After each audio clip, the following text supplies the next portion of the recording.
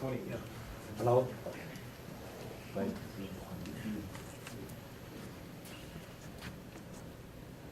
Okay.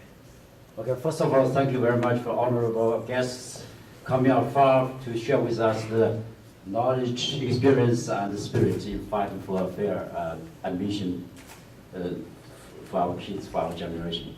But regarding the fair admission, I think SCA 5 is a typical example. It's from other ethnic group, like the Hispanic group. They also fight very hard to get so-called fair admissions.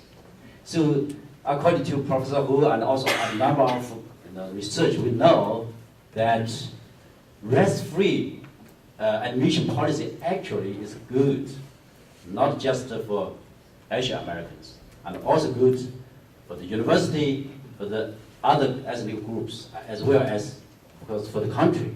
But how can we, on the one hand, we fight fiercely for the fair admission, risk-free admission policy. On the other hand, how can we do some job to help other people, other ethnic groups, especially such as Hispanic group, African American groups, to understand risk-free admission policy is not just for our selfish purpose. It's for the whole, society. That's my vision. Thank you. Yes. For who? Looks like this is like a president question. Yeah, I think when we drafted the campaign, we emphasized a few things.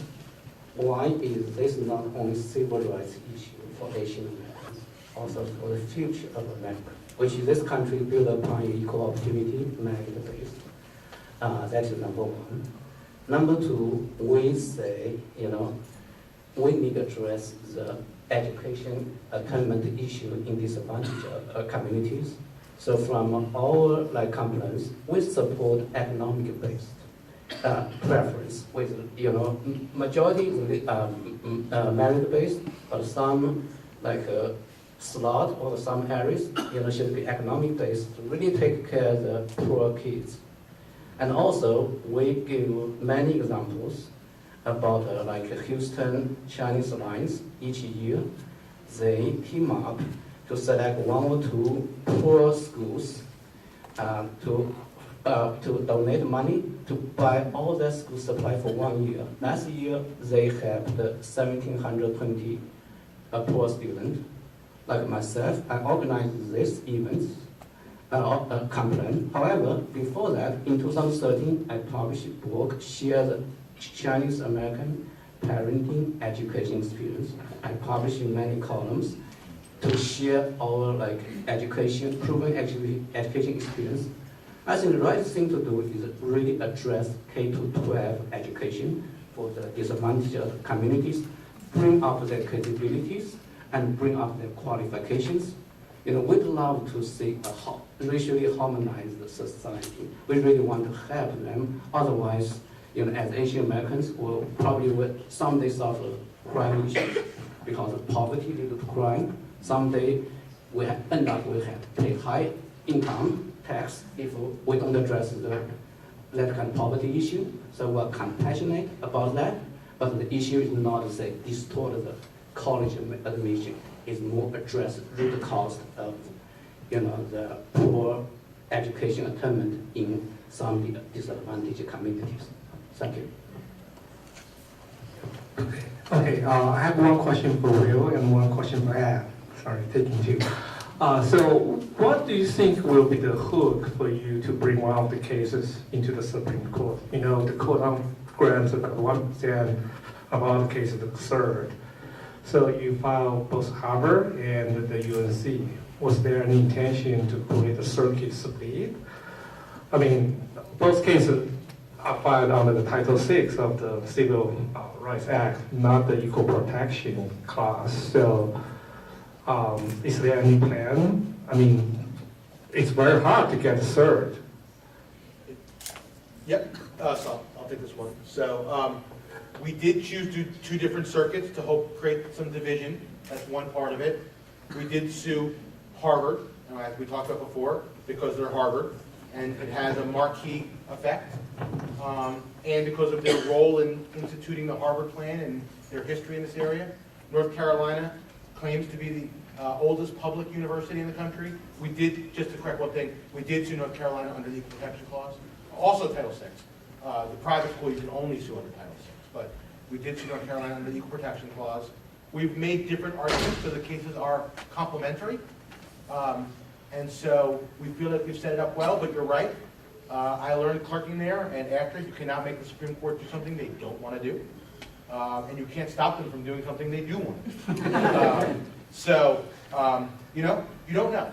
You don't know. You don't go into this knowing up front how it's going to turn out. But you put one foot in front of the other, and you hope at the end that it works out the way it has for us in other cases. Okay, great. So next question is for Ed. So the other day we had some WeChat group discussion about all this racial data collection. When I applied for graduate school about 20 years ago, on that application form, I was required, suggested to fill in my racial information. I was in China, had no idea what that was about. So it seems that there are politically correct answer for the purpose of using that data is just to get some statistics, maybe for social study purposes. Then we discussed the other day, as an engineer, maybe it's kind of engineering thinking. Do we really need that during the admission process? Can we not just say temporarily mark out such just information until the admission process is over? And more importantly, can we not just lobby to have some federal law just mandate this kind of just admission practice, even maybe the family name as well? You know, we are 15 years in the 21st century. We have all the technologies available to make this process very, very easy, right? You don't need that data during the admission process until it's over. Also, you know, right now, Congress, both houses are controlled by the GOP. Maybe it's a good chance to consider that. Well, all of these are very good suggestions, and I'm generally a very optimistic person. However, when it comes to lobbying Congress on issues of race, I think I'm more skeptical than I am optimistic. This has been tried. I can tell you that in some earlier cases in the voting rights arena, Will and his law firm have represented some other clients that I have brought to them.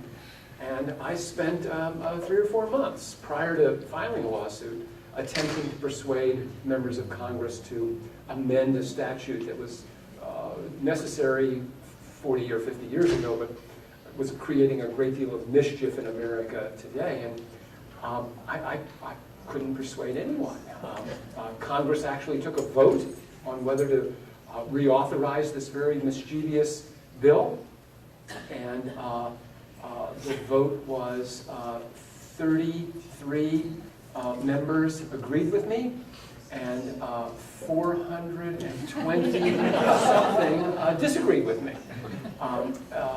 So when it comes to issues of race, I think at least federal office holders would rather avoid any mention of it, getting involved in it in any way whatsoever. So I would welcome anyone's attempt to lobby Congress to introduce legislation that would outlaw racial preferences in higher education, but I'm afraid I'm rather skeptical. Okay, federal will let them take pass. How about California? Because the other day, my dear friend Alan Gore just reminded me about 12 years ago, Mr. Ron Connolly, who unfortunately could not make it today, he actually campaigned for the Proposition 54, the so-called racial privacy initiative. It was debated, but the other day I looked at the actual text of that, just a ballot measure. It was so broad and sweeping. Anybody have any basic knowledge about politics would immediately tell it could not get passed.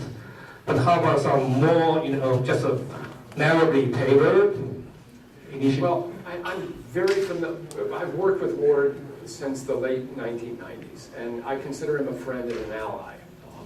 And I remember when the Racial Privacy Initiative was introduced, and he gathered enough signatures so that it went on the ballot.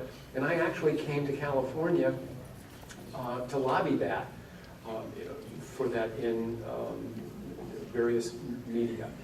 The problem with the Racial Privacy Initiative was, and it seems a little counterintuitive, but not only were, I think, those politically oriented people who are center-left against it, but those politically oriented people center-right were against it. So it was kind of a sweeping thumbs down with the Racial Privacy Initiative, even though I thought it had great merit and would have dovetailed nicely right behind Prop 209. So I'm not sure that there's a political will anywhere in this country to eliminate, kind of these racial boxes, as much as I would love to see that happen. I think